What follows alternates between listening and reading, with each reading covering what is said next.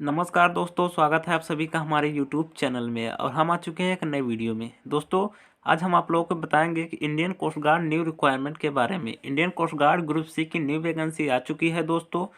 इस वीडियो में उसके सारे डिटेल से बात करेंगे उस वैकेंसी के बारे में। उसकी एजुकेशन क्वालिफिकेशन क्या है, उसका एज लिमिट क्या रहने वाला है, लास्ट डेट कब तक है, और दोस्तों उसको स्टेप बाय स्टेप फॉर्म कैसे फिल करें, उस पर एड्रेस क्या लिखे और उस पर उसको कैसे पोस्ट करना है, सारी कुछ जानकारी, डॉक्यूमेंट क्या लगाना है, सारी कुछ जानकारी इस वीडियो में देने वाले हैं। तो प्लीज़ इस वीडियो को बिल्कुल मिस ना कीजिए। और दोस्तों, ये वैकेंसी जो है नाविक जीडी कोस्ट गार्ड नाविक जीडी से ज़्यादा पोस्ट पर यहाँ पर वैकेंसी निकली हुई है, स्पेशल फॉर 10th क्वालिफाई के लिए। तो आप लोग इस वीडियो को ज़रूर देखिए और अप्लाई ज़रूर कीजिए। इस वीडियो में सारी जानकारी बताने वाले हैं। तो इससे पहले यदि आप हमारे चैनल पर नए हो तो चैनल को सब्सक्राइब कर लीजिए, बेल आइकन प्रेस कर लीजिए, और टेलीग्राम ग्रुप को ज्वाइन नहीं किया तो नीचे वीडियो के डिस्क्रिप्शन में लिंक मिल जाएगा, टेलीग्राम ग्रुप के ज्वाइन कर लीजिए। वहाँ पर दोस्तों हर सारी वैकेंसी रिलेटेड यहाँ से इसके ऑफिशियल नोटिफिकेशन को भी वहाँ पर पोस्ट कर दिया जाता है, यानी टेलीग्राम ग्रुप पर प्रोवाइड कर दिया जाता है। वहाँ से आप लोग इसके यानी कि आप लोगों का कोई भी कन्फ्यूज़न रहता है तो सारे डाउट वहाँ से क्लियर हो जाते हैं, तो उसको ज़रूर ज्वाइन कर लीजिएगा। तो चलिए दोस्तों, वीडियो को आप शुरू करते हैं। यहाँ पर देखते हैं दोस्तों, जो ये रिक्वायरमेंट निकला हुआ है वो इंडियन कोस्ट गार्ड के ग्रुप सी पोस्ट के लिए निकला हुआ है। तो यहाँ पर कौन कौन से पोस्ट हैं तो सबसे पहले हम ये जान लेते हैं। सबसे पहले इसके पोस्ट के बारे में हम ये जानते हैं दोस्तों। यहाँ पर देखिए, ये कोस्ट गार्ड का वैकेंसी निकला हुआ है यहाँ पर, और इसके सबसे पहले पोस्ट के बारे में जानते हैं। देखिए इसका पोस्ट क्या है। सबसे पहले देखिए इसका पोस्ट जो है वो इंजन ड्राइवर, यानी कि दोस्तों इंजन ड्राइवर के लिए सबसे पहले इसमें आगे नीचे दोस्तों आप लोगों के लिए भी नीचे वैकेंसी है। आप लोग वीडियो को पूरा देखिए तभी समझ में आएगा, नहीं तो आप लोग मिस कर जाएंगे, ठीक है। तो चलिए यहाँ पर देखिए इंजन ड्राइवर के लिए जो 5 पोस्ट निकला है, और इसके लिए यहाँ पर देखिए दोस्तों एजुकेशन क्वालिफिकेशन क्या मांगा है कि यहाँ पर आप लोगों को 10th पास होना चाहिए, और उसके लिए आप लोगों का ड्राइवर लाइसेंस भी होना ज़रूरी है, और 2 ईयर्स का एक्सपीरियंस भी होना ज़रूरी है। यहाँ पर उसके लिए 10th पास होना चाहिए और ड्राइविंग लाइसेंस भी होना चाहिए, और उसके बाद आप लोगों को 2 ईयर का एक्सपीरियंस भी होना चाहिए। और इसकी एज लिमिट जो रहने वाली है वो 18 से 30 ईयर के बीच रहने वाली है। और इसका यहाँ पर पे स्केल्स भी आप देख सकते हैं दोस्तों, कि जो मिनिमम पे स्केल्स इसका रहने वाला है वो 25,000 के बीच तक रहने वाला है। चलिए और आगे देखते हैं। आगे यहाँ पर देखते हैं, नेक्स्ट है दोस्तों साइरेंस लेसर। साइरेंस लेस्कर का जो है दोस्तों, यहाँ पर जनरल सेंट्रल सर्विस ग्रुप से यहाँ पर देख सकते हैं कि इसके लिए जो आपको चाहिए वो मिनिमम यानी कि 10th क्वालिफाई होना चाहिए, और उसके बाद आप लोगों के पास इसका सर्टिफिकेट होना चाहिए। सारंग फॉर्म गवर्नमेंट इंस्टीट्यूट, यानी कि ये सारंग का आप लोगों के पास इसका सर्टिफिकेट भी होना चाहिए, और इसके लिए सारंग में आप लोगों को 2 ईयर का एक्सपीरियंस भी होना चाहिए। इसकी एज लिमिट जो रहने वाले 18 से 30 ईयर के बीच। तो इसका पेमेंट स्केल भी आप देख सकते हैं। चलिए आगे बढ़ते हैं। और नेक्स्ट हमारा है दोस्तों फायर इंजन ड्राइवर का। फायर इंजन ड्राइवर में आप लोग देख सकते हैं यहाँ पर पोस्ट इसके लिए निकला हुआ है, और यहाँ पर भी 10th क्वालिफाई होना ज़रूरी है। उसके लिए आप लोगों के पास यहाँ पर व्हीकल ड्राइविंग लाइसेंस भी होना चाहिए और 3 ईयर का एक्सपीरियंस भी होना चाहिए। और उसके बाद आप लोगों की एज लिमिट जो रहनी चाहिए वो 18 से 30 ईयर के बीच रहनी चाहिए। अब अगला पोस्ट है दोस्तों, यहाँ पर ये बहुत बड़ी पोस्ट है। यहाँ पर देख सकते हैं फायरमैन के लिए 53 वैकेंसीज निकली हुई हैं, जो कि दोस्तों हमारे नाविक जीडी में आप देख सकते हैं कि 35 ही वैकेंसीज है, और उसके लिए कंपटीशन बहुत ज़्यादा है। यहाँ पर फॉर्म भी बहुत कम पड़ेंगे और आप लोगों को अच्छा खासा चांस भी मिलेगा। यहाँ पर देख सकते हैं इसके लिए आप लोगों को यहाँ पर 53 पोस्ट के लिए इसका रिक्वायरमेंट निकला हुआ है। और यहाँ पर देख सकते हैं ये, यहाँ पर देखिए दोस्तों, आप यहाँ पर ये जो ये दिया हुआ है इस पर मत जाइए। ये सारे इंडिया के सारे कैंडिडेट इसको फिल कर सकते हैं। ये क्या है वो मैं आपको बाद में बताना है, यानी कि बाद में आप लोगों को ये बताऊंगा कि ये क्या है और उसके से ये एड्रेस है आप लोगों को सेंड कहाँ करना है। तो यहाँ पर देखिए आप लोगों के मिनिमम में 10th क्वालिफाई होना चाहिए, मैट्रिकुलेशन होना चाहिए। उसके बाद यहाँ पर देख सकते हैं कि फिजिकली फिट होना चाहिए।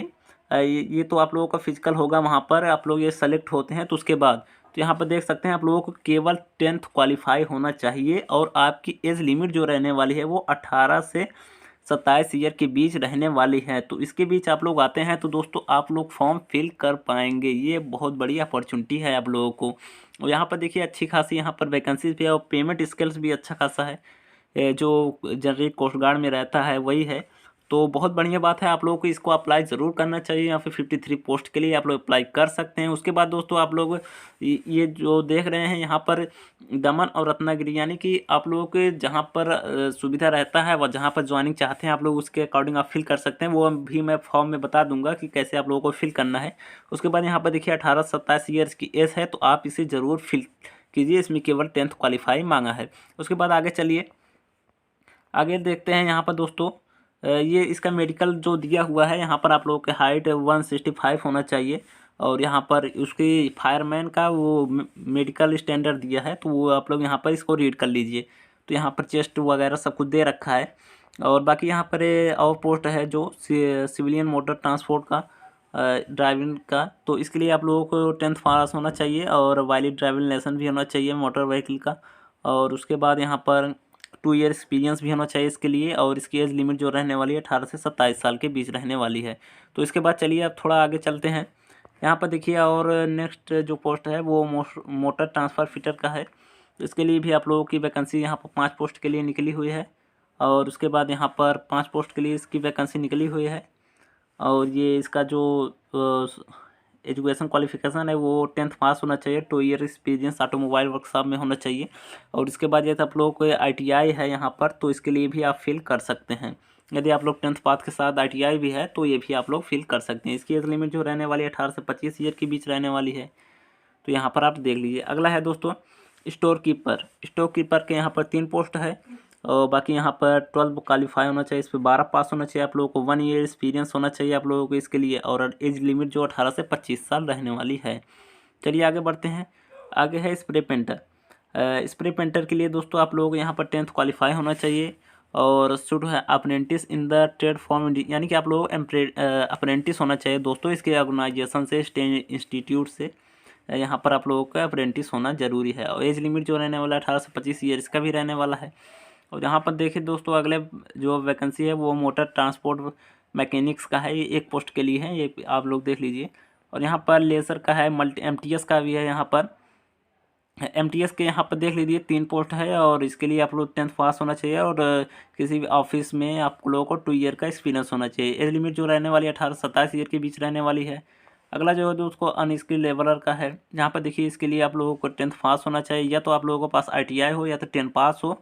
और यहाँ पर 3 ईयर्स एक्सपीरियंस होना चाहिए, इसके लिए आप अप्लाई कर सकते हैं। चलिए अगले और बढ़ते हैं। यहाँ पर देखिए दोस्तों ये दिया हुआ है, इसका लास्ट डेट जो है वो 31 जनवरी है, यानी कि 31 जनवरी तक आप इसको फॉर्म फिल कर सकते हैं। तो 31 जनवरी इसका लास्ट डेट है। फॉर्म फिल होना स्टार्ट हो चुका है। आप लोगों को कैसे फॉर्म फिल कर, मैं इस वीडियो में आप लोग कंप्लीट जानकारी देने वाला हूँ, तो वीडियो को मिस ना कीजिए। चलिए आगे बढ़ते हैं। आगे यहाँ पर देखिए दोस्तों ये क्या है, इसके लिए मैं आप लोगों को बाद में बताऊँगा। यहाँ पर देखिए ये जो फायरमैन का पोस्ट था उसके लिए आप ये फायरमैन पोस्ट पर अप्लाई कर रहे हैं, तो इसके लिए आप लोगों को 2 स्थान पर यहाँ पर जॉब लोकेशन है, यानी कि दमन और रत्नागिरी। यहाँ पर आप लोगों के जो जॉब लोकेशन रहने वाली है वो दमन और रत्नागिरी, और इसी हिसाब से आप लोगों को एड्रेस भी भेजना है। इसमें से आप कोई भी एक एड्रेस चूज कर सकते हैं। तो चलिए अब आगे बताते हैं इसका फॉर्म कैसे फिल करना है। इसकी लास्ट डेट तो आप लोगों को पता चल गई दोस्तों कि 31 जनवरी इसका लास्ट डेट है। अब आगे बढ़ते हैं। यहाँ पर देखिए यहाँ पर इसका दोस्तों सिलेक्शन प्रोसीजर क्या रहने वाला है इसके बारे में जान लेते हैं थोड़ा सा। यहाँ पर देखिए सिलेक्शन प्रोसेस क्या रहने वाला है इसके बारे में थोड़ा जान लेते हैं। पहले एडमिट कार्ड आएंगे, फिर आप लोगों को रिटर्न टेस्ट के लिए बुलाया जाएगा, फिर आप लोगों का मेडिकल टेस्ट होगा। तो सबसे पहले यहाँ पर देखिए वैसे तो यदि फॉर्म कम पड़ा तो सभी के एडमिट कार्ड जारी कर दिए जाएंगे जितने लोगों का उन्हें एग्ज़ाम लेना होगा। यदि फॉर्म ज़्यादा पड़ा तो यहाँ पर ये परसेंटेज बेस कर देंगे। यदि ज़्यादा फॉर्म पड़ा तो यहाँ पर ये परसेंटेज बेस कर देंगे। और आप लोग 10th व 12 में जो भी क्वालिफिकेशन आप लोगों के है वहाँ पर परसेंटेज बेस के हिसाब से आप लोगों को वहाँ पर एडमिट कार्ड के लिए शॉर्ट लिस्ट करेंगे। उसके बाद यहाँ पर देखिए अब चलिए दोस्तों देखते हैं इसका फॉर्म कैसे फिल करना है। स्टेप बाय स्टेप सारी जानकारी दे देते हैं। तो चलिए अब इसके फॉर्म की ओर चलते हैं। यहाँ पर देखिए आप लोगों को फॉर्म कैसे फिल करना है।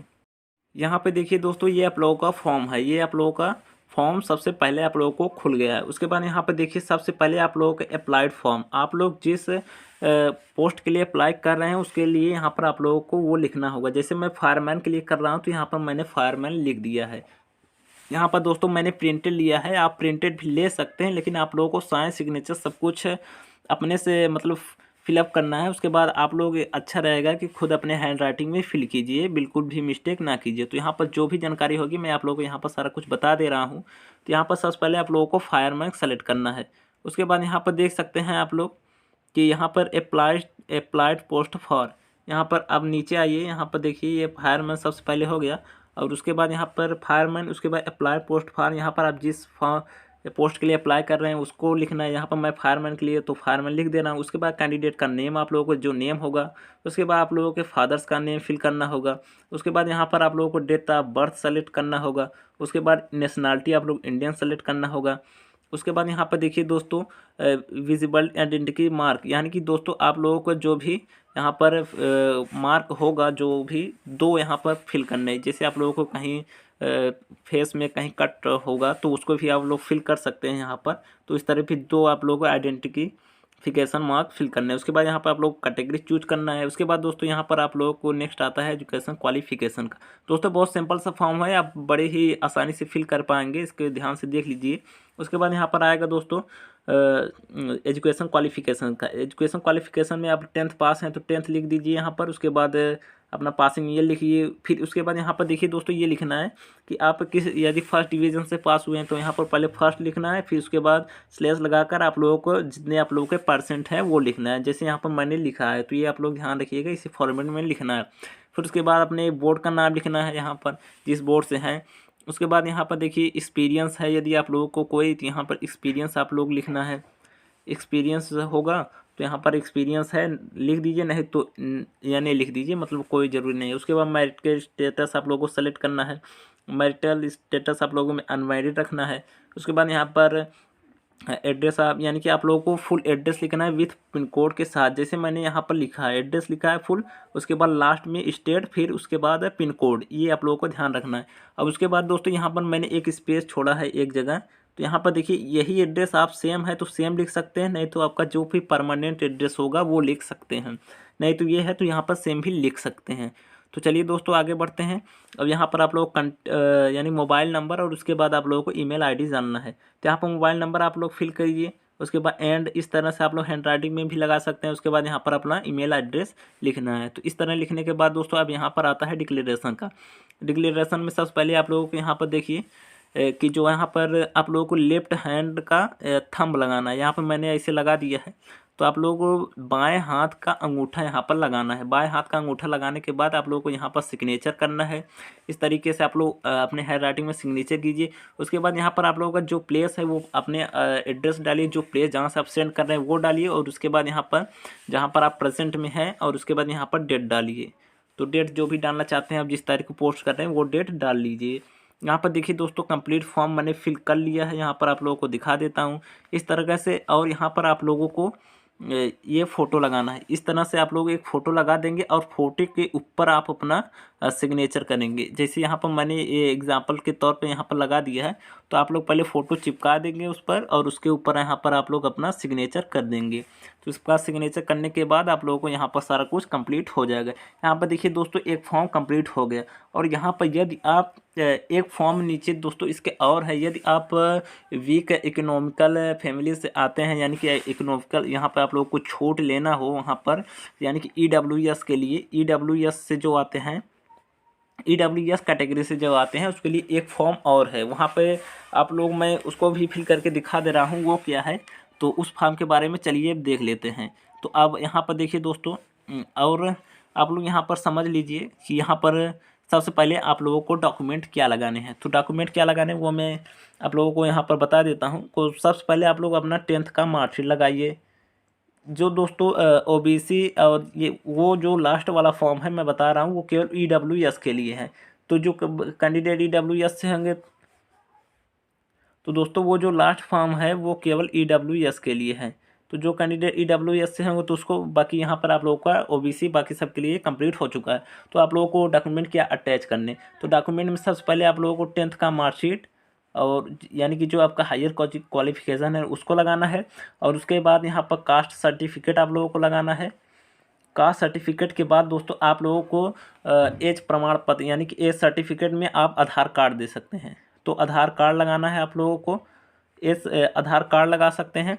और उसके बाद आप लोग को क्या लगाना है कि जो आप लोग डोमिसाइल सर्टिफिकेट भी आप लोगों को लगाना है। और उसके बाद आप लोगों को कैसे इनवॉल्व्स में भरना है, चलिए मैं वो सारा कुछ आप लोगों को यहाँ पर बता देता हूँ। तो दोस्तों इसका सेल्फ अटैचमेंट यानी कि आप लोगों को केवल फ़ोटो कापी लगाना है, यानी कि फ़ोटो कापी करा लेंगे। जैसे ये मान लीजिए मैंने इसी एग्जांपल के तौर पे बता देता हूँ। मान लीजिए ये आप लोगों को 10th का फ़ोटो कापी है, तो उसके नीचे यहाँ पर आप लोगों को सिग्नेचर भी करना होगा। तो यानी कि लेकर उसके बैक साइड में भी कर सकते हैं, फ़ोटो कापी करा कर उसके बैक साइड में सिग्नेचर कर देंगे तो वो सेल्फ अटैचमेंट हो जाएगा। तो चलिए यहाँ पर तो दोस्तों जो कैंडिडेट EWS कास्ट से आते हैं तो उनके लिए एक फॉर्म ये भी है, यहाँ पर देख लीजिए, ये एक फॉर्म है उनके लिए। तो इसके लिए यहाँ पर देखिए इस फॉर्मेट में मतलब कि उनको कुछ नहीं मांगा, समझ लीजिए कि उनका केवल कास्ट सर्टिफिकेट इस फॉर्मेट में होना चाहिए, वो केवल यही बता रहे हैं। यानी कि ये सर्टिफिकेट नंबर यानी कि इस तरह से उनका कास्ट सर्टिफिकेट होना चाहिए। यहाँ पे दोस्तों मान लीजिए ये हमारा इनवॉल्व्स हो गया। अब हमने जो आप लोगों को डॉक्यूमेंट बताए थे उसको यहाँ पर सारा कुछ फिल करना है।